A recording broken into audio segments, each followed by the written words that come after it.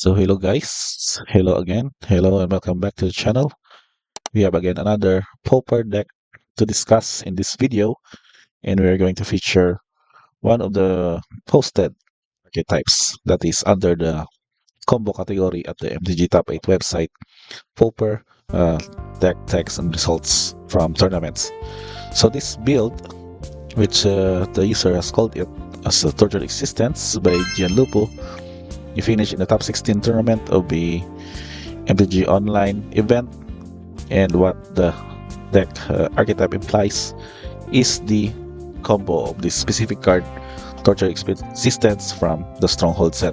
So the way we take a look at the line, we have 26 creatures, 12 enchantments, including of course the namesake card, and 22 lands along with the sideboards.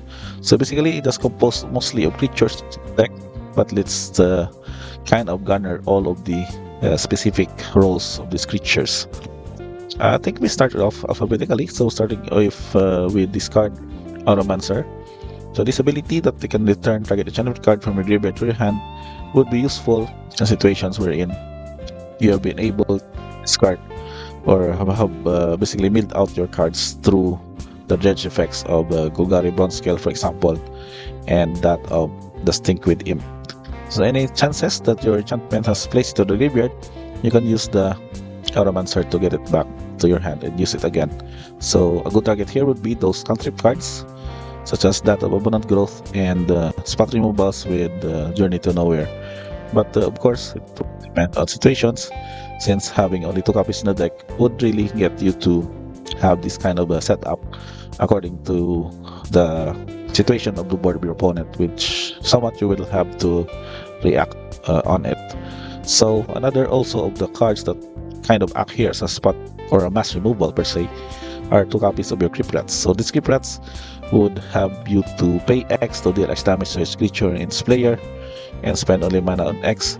But the good thing here is that it can also act as a win condition because of this damage effect, and won't worry that your life would be a problem here, because you have several ways to gain life in terms of Lark Veteran, Sacred Cat, and that of Dawnbringer.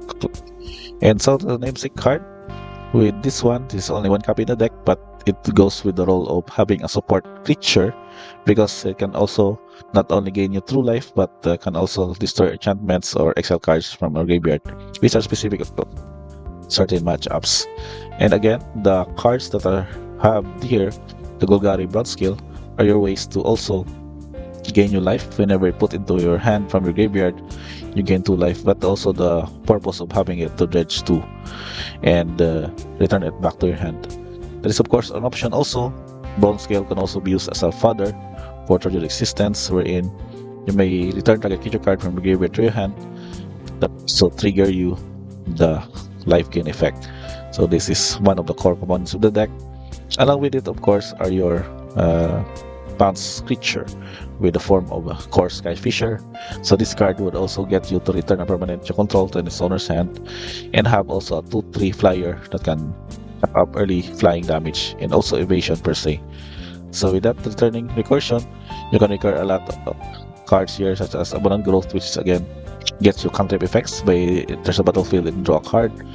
Other ETB effects also, such as that of Dawnbringer Cleric, Automancer, and that of Satyr Finder. So in a way also that you can fill out your graveyard are these copies of your Wayfinder, wherein you can reveal the top 4 cards and then put a land card from among them and put the rest into your graveyard. Also in a way for you to somewhat have a recurring target for your Tortured Existence combo. And the other which you can again gain life are your Lunar Veteran, and the good thing for it is that if it goes into the graveyard, you can cast it for its disturb cost, and it becomes a Luminous Phantom, wherein whenever a creature you control leaves the battlefield, you will gain 1 life, and also having a 1/1 flyer per se. So in either way, you can still have some recursion effects, some benefits from where this is discard by having the disturb cost paid. And more of these utility creatures, we have Quasalified Mage, can also act as a disenchant for random relevant enchantments or artifacts. Stick with in also as a way to dredge more of your creatures to the graveyard, and Sacred Cut, which also can be unbound for one white mana and became also a token of a 1/1 white zombie creature card with the token, which also becomes a token version of Sacred Cut with the lifelink. The same with that, we take a look at the, of course, spot removals, the version and the mana fix deck in the form of 4 abundant growths for Journey to Nowhere, for exiling target creature, and only it returns the creature when the Journey to Nowhere leaves the battlefield, and the namesake card, which can do some lot of combo shenanigans effects of 4 copies of Torture Resistance, which you can pay black, choose and discard a creature card, return target creature card from your graveyard to your hand. So in a way for this deck to win is only also relying on the power of the gates. As you can see here, the mana fix of the deck composed only of gates and basic lands. So you can see that for the black fix, we have a black dragon gate. You can choose a color other than black and then add that mana of the chosen color or black. We have Manor Gate for green, which can also fix another color chosen as it enters the battlefield, and Citadel Gate for white, which can have 2 colors added as it enters the battlefield for the chosen color. And the Basilisk Gate is also a way for you to get a huge chunks of damage by having this ability that you can pay 2 tap, target creature gets +X/+X until end of turn, given the number of gates you control, and only can be activated as a sorcery.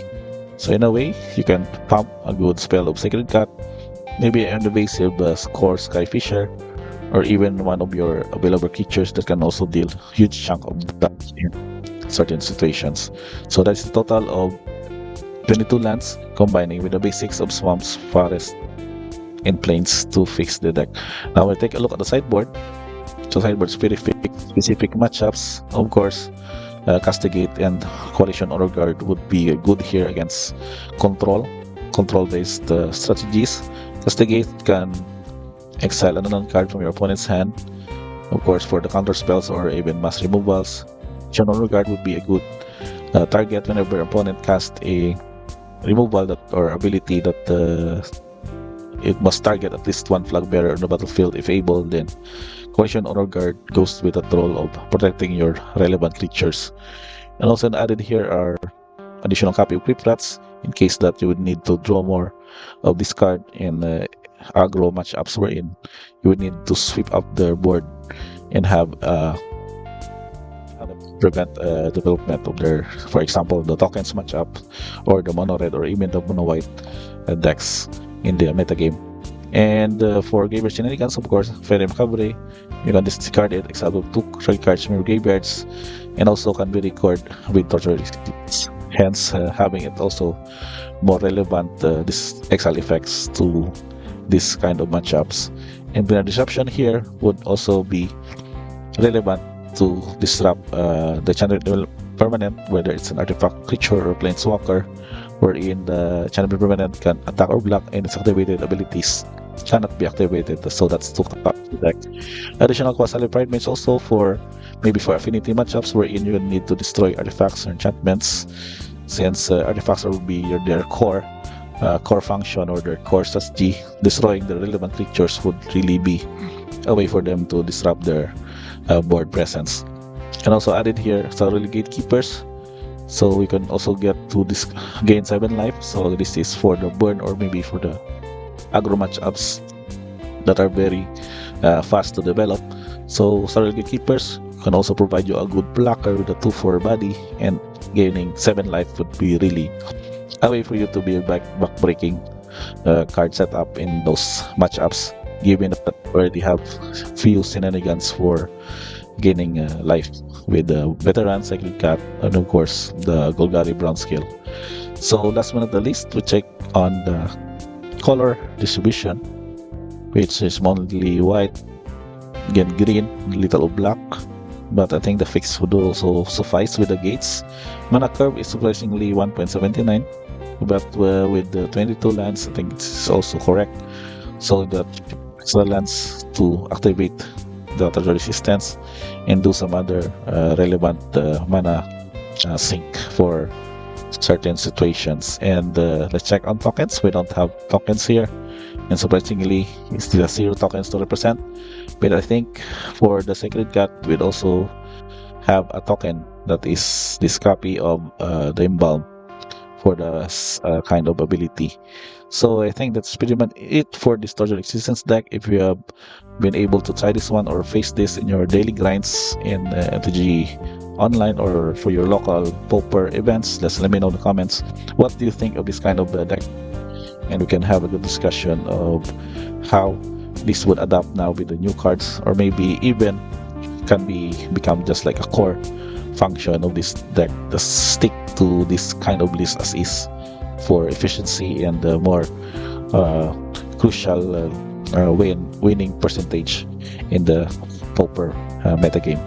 So I guess that's it, guys. Thank you for watching this deck on Total Resistance for Pauper. Don't forget to like, subscribe, notifications bell on, and see you guys on the next video.